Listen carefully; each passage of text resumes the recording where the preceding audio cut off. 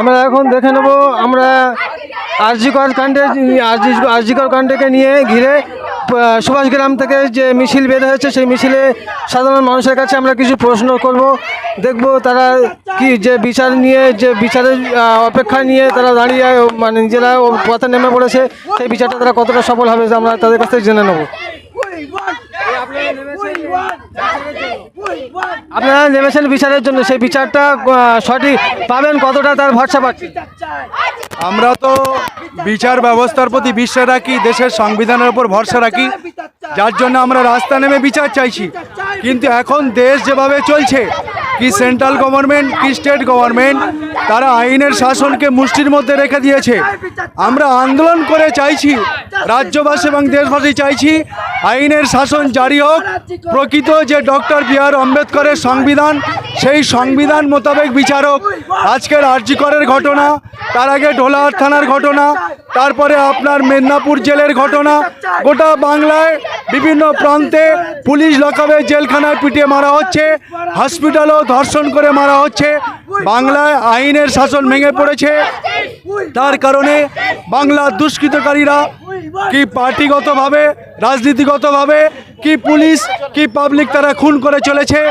এর বিরুদ্ধে যাতে আইনের শাসন জারি হয়, যাতে জাস্টিস পায়, ন্যায় বিচার পায়, তার জন্য আমরা রাস্তায় নেমেছি। পশ্চিমবাংলা সরকার তো বিচার তো দেওয়ার মন করলে প্রথমেই দিয়ে দিতে পারতো, কিন্তু এতটা অপেক্ষা করছে, দিচ্ছে না কেন? মুখ্যমন্ত্রী জড়িত আছে, কারণ তিনি পুলিশ মন্ত্রী, মুখ্যমন্ত্রী, স্বাস্থ্যমন্ত্রী, একা 10টা ডিপার্টমেন্টের মন্ত্রী। ওনার ডিপার্টমেন্টে এই ঘটনা ঘটছে, উনি সব জানেন, এবং ওনার ভাইপোর নামও জড়িয়ে আসছে। ওখান থেকে তোলাবাজি হয়, তার একটা বোকরা ওনার কাছে যায়, তাই উনি দেরি করছেন যাতে এটা ঠান্ডা ঘরে পাঠানো যায়। কিন্তু আমরা বাংলার মানুষ, আমরা ঠান্ডা ঘরে দিতে দেবো না, আমরা ন্যায় বিচার চাইছি।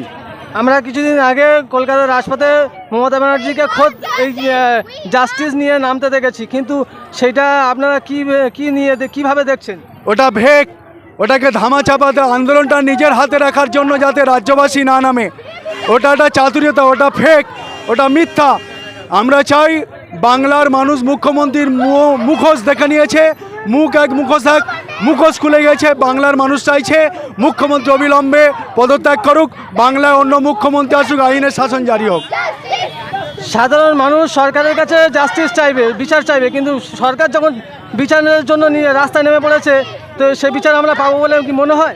সরকার ধামাচাপার জন্য রাস্তায় নেমেছে, আমরা ধামাচাপা দিতে দেবো না, তার জন্য রাস্তায় নেমেছি। সরকার ধামাচাপা দেওয়ার জন্য রাস্তায় নেমেছে, ভেগ মানুষকে এটা ভুলিয়ে দেওয়ার জন্য। আমরা ভুলতে দেবো না, আমরা আইনের শাসন জারি করে তবে ছাড়বো, সেই জন্য আমরা রাস্তায় নেমেছি, আছি এবং ভবিষ্যতে থাকবো। মমতা ব্যানার্জি খোদ তো পুলিশ মন্ত্রী এবং খোদ স্বাস্থ্যমন্ত্রী, উনি পুলিশ মন্ত্রী থেকে শুধু ভোট করাচ্ছে, পুলিশদের দ্বারা বুথ দখল করে, এবং পুলিশ গোটা পশ্চিমবঙ্গে তারা সন্ত্রাস চালাচ্ছে, তাদের লকআপে পিটিয়ে মারছে, তারা আইনের শাসন ভেঙে দিয়ে তারা তাদের ইচ্ছা মতো কাজ করছে। কারণ পুলিশ মন্ত্রী হিসাবে তিনি ব্যর্থ, স্বাস্থ্যমন্ত্রী হিসাবে তিনি ব্যর্থ, সমস্ত ডিপার্টমেন্টে তিনি ব্যর্থ। তাই আমরা মুখ্যমন্ত্রী এবং পুলিশ মন্ত্রী তথা স্বাস্থ্যমন্ত্রীর পদত্যাগ চাইছি। ব্যর্থ মুখ্যমন্ত্রী, পুলিশ মন্ত্রী, স্বাস্থ্যমন্ত্রীর পদত্যাগ চাইছি। আমরা আমাদের রাজ্যের মাননীয় মুখ্যমন্ত্রীর মুখ থেকে বার্তা পেয়েছিলাম যে ডক্টর মহিলাকে মেরে ফেলা হয়েছে, তার বাড়ির লোকজনকে 10 লক্ষ টাকা দেওয়ার অঙ্গীকার করতে শুনেছিলাম। এ বিষয়টা নিয়ে আপনি কি বলছেন? আমরা পশ্চিমবঙ্গের মুখ্যমন্ত্রীকে বলছি, আপনার বাড়ির কাউকে ধর্ষণ করে টাকা দিলে মেনে নেবেন তো? পশ্চিমবঙ্গের মুখ্যমন্ত্রী টাকার বিনিময়ে আমাদের ঘরের মেয়েদেরকে, আমাদের ঘরের সন্তানকে যা খুশি তাই করবে, এটা আমরা মেনে নিতে পারি না। তাই পশ্চিমবঙ্গকে অপমান করছে, টাকার লোভ দেখে পশ্চিমবঙ্গের মা বোনদের অপমান করছে, টাকার লোভ দিয়ে পশ্চিমবঙ্গের সন্তানকে অপমান করছে। এই মুখ্যমন্ত্রীকে আমরা অবিলম্বে বলছি বাংলা ছেড়ে চলে যেতে হবে, নইলে বাংলার মানুষ বাংলাদেশের হাসিনার মতো তাড়া করবে যে মহিলাদের সম্মান নিতে জানে না। মহিলা ধর্ষণ হলে, খুন হলে, বাংলার সন্তান খুন হলে টাকার লোভ দেখায়, এরকম মুখ্যমন্ত্রীকে আমরা চাই না।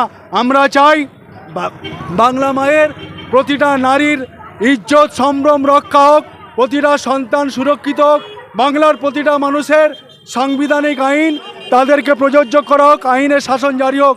পশ্চিমবঙ্গের মুখ্যমন্ত্রীকে আমরা চাই না। যে পুলিশ কমিশনার মৃত্যুর পরে বলেছিল এটা স্বাভাবিক এবং এটা আত্মহত্যা, সেটা নিয়ে আপনি কি বলছেন? পুরো সাজানো নাটক। কারণ আমরা জানতে পারছি খুনের পরে ফোন যায়, যে খুন করেছে সঞ্জয় ধরা আছে, সে মুখ্যমন্ত্রীর ভাইপোকে ফোন করে।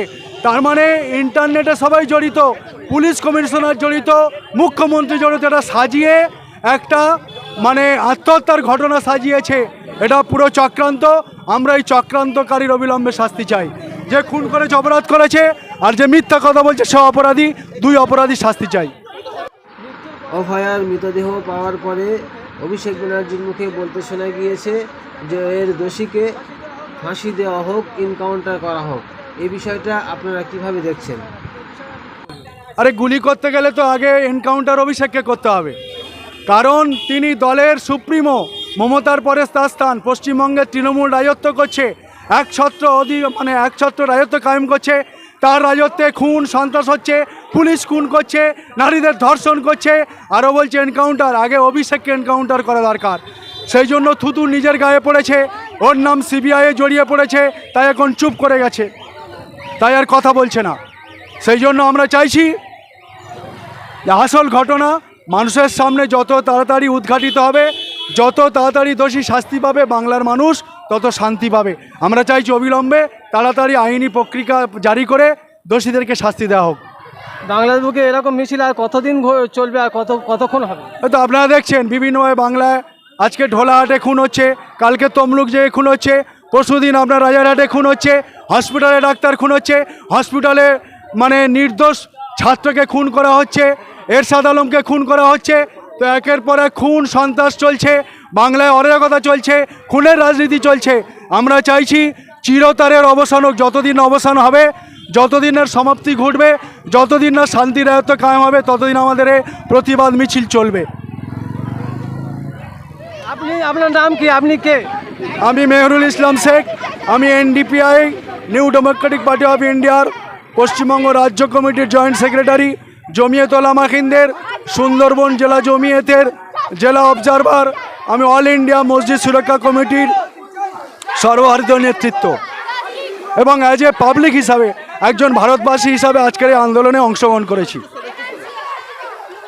আপনারা দেখছেন জেকে নিউজ বাংলা, সঙ্গে আমি জামিলুর রহমান।